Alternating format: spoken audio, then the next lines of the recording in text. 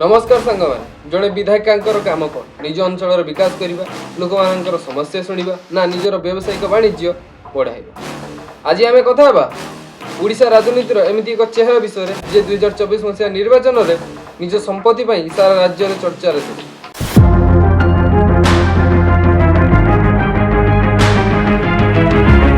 आम कथा हो बालेश्वर जिला बस्ता निर्वाचन मंडल विधायिका सुहासिनी जेना विषय पाखापाखि 135 कोटी टंकार संपत्ति किंतु कौन है जे 2026 मसीहा मार्च मास निज दल बीजेडी निलंबन करागला। या पछरे कौन बड़ व्यावसायिक डिल रही ना राजनीतिक षड्यंत्र। आज भिडियो आम सुहासिनी जेना व्यावसायिक साम्राज्य एवं वर्तमान राजनीतिक स्थितिर पोस्टमार्टम करिया।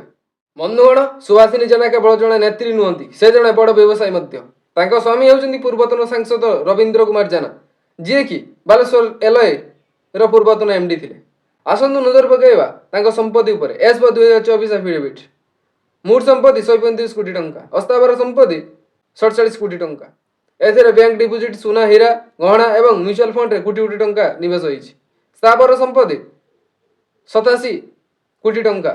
बालेश्वर दिल्ली जाए चाष जमी कमर्शियल बिल्डिंग एवं दामी घर किंतु एत टका आसुची कोठु। एई परिवार मुख्य व्यवसाय रही सी फूड एक्सपोर्ट। तांको पुओ Pratik Jena highland agro food private limited चलती जार वार्षिक कारोबार रही 485 कोटी टंकार अधिक।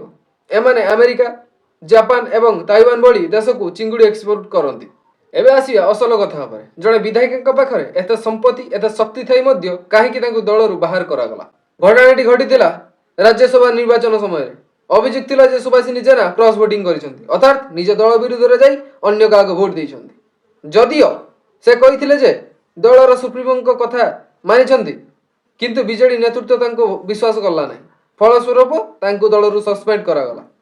या परे बस्ता निर्वाचन मंडली रे राजनीतिक भूकंप आसीगला। बस्तार बहु कर्मकर्ता तांको समर्थन रे आसी इस्तफा देबाकू लागिले।